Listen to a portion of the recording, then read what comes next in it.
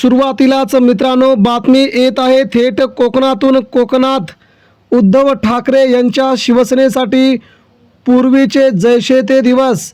ठाकरेंची शिवसेना कोकणात पुन्हा एकदा अतिशय मोठ्या फॉर्ममध्ये। नारायण राणेंना धक्का देत अनेक नेत्यांनी थेट राजीनामे देत उद्धव ठाकरे यांच्या शिवसेनेत प्रवेश करण्याचे घेतलेत निर्णय। मित्रांनो, सत्तेला झुगारून या बड्या मोठ्या शेकडो नेत्यांचा आपल्या सहकाऱ्यांना घेऊन उद्धव ठाकरे यांच्या शिवसेनेमध्ये प्रवेश करण्याचा निर्णय। मित्रांनो, बातमी काय आहे ती आपण सविस्तरपणे जाणून घेऊया। उद्धव ठाकरे यांच्या शिवसेनेमध्ये कोकणातून रत्नागिरी आणि सिंधुदुर्ग या जिल्ह्यातून पुन्हा एकदा ठाकरेंचा हात बळकट करण्यासाठी जुने सामान्य शिवसैनिक ज्यांनी नारायण राणेंसोबत भाजपमध्ये प्रवेश केला होता, ज्यांनी नारायण राणेंच्या मुलांसोबत शिवसेना शिंदेगडात प्रवेश केला होता, त्यांनी आता इकडे कोणत्याही प्रकारची कामं होत नाहीत। शिवसेना खरी उद्धव ठाकरेंची आहे। शिवसेना ही उद्धव ठाकरेंच्या घरातच शोभून दिसते। धनुष्यबाण चिन्ह आणि शिवसेना पक्ष मूळ ठाकरेंचाच आहे, हे आम्ही आता ठणकावून सांगू शकतोय। उद्धव साहेब आम्हाला माफ करा म्हणत आता कोकणातील या सगळ्या बड्या नेत्यांनी थेट उद्धव ठाकरेंची साथ देण्याचा निर्णय घेतला आहे। मित्रांनो, बातमीला सुरुवात करण्याच्या अगोदर कोकणामध्ये सध्या आपण जर पाहायला गेलो तर नारायण राणेंचं आणि त्यांच्या मुलांचं आणि इकडे उत्तर कोकणामध्ये एकनाथ शिंदेंचं आणि राष्ट्रवादी काँग्रेस पार्टीचं वर्चस्व आहे। एकेकाळी कोकण हा उद्धव ठाकरेंच्या शिवसेनेचा बालेकिल्ला होता। ठाण्यापासून ते पालघरपासून ते खाली रत्नागिरीपर्यंत उद्धव ठाकरेंच्या शिवसेनेचा अभेद्य गड होता। याला फोडणं, इथे दुसऱ्यांचं सत्ता येणं हे खूप अवघड होतं। मात्र आता मित्रांनो, ठाकरेंची शिवसेना फुटल्याच्या नंतर काही लोक सत्तेसोबत गेले, सत्तेला जाऊन चिकटले गेले। सत्तेच्या साखरेला मुंगळे चिकटतात, तशा प्रकारे हे लोक चिकटले गेले। मात्र मित्रांनो, कोणत्याही प्रकारची कामं होत नाहीत।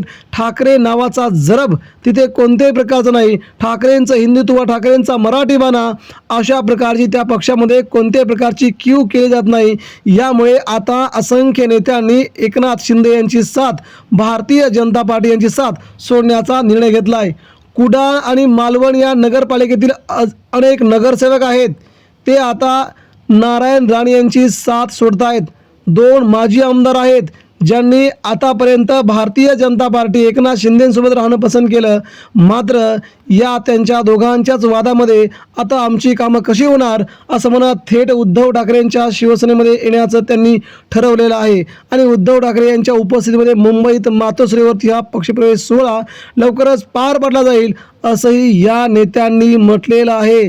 त्यामुळे नारायण राणे जे उद्धव ठाकरे आणि ठाकरे परिवारावरती ज्या प्रत्येक वेळेस त्यांची मुलं आणि नारायण राणे टीका करतात, आता मात्र त्यांच्या टीकेला तोडीस तोड उत्तर देण्याचं ठरवलं आहे।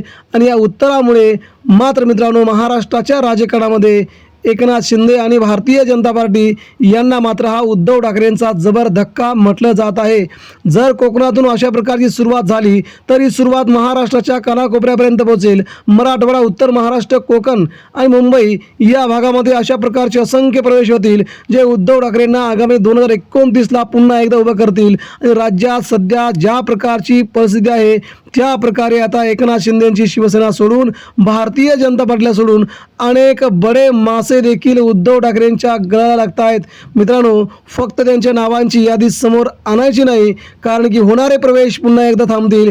यामुळे आगामी काळामध्ये अशा प्रकारच्या प्रवेशांना जेव्हा प्रवेश होतील तेव्हा त्यांच्या नावांची भली मोठी यादी आपल्यासमोर येईलच। मात्र मित्रांनो, सध्या उद्धव ठाकरे यांचा जो ठाकरीवान आहे तो लोकांना पुन्हा एकदा भावतोय, ही मात्र सगळ्यात मोठी खबरबात तुमच्यापर्यंत पोहोचते। याबद्दल मित्रांनो, आपणास काय वाटतंय? उद्धव ठाकरे पुन्हा एकदा महाराष्ट्रात कमबॅक करतील याबद्दल आपण आपल्या प्रतिक्रिया द्या। धन्यवाद।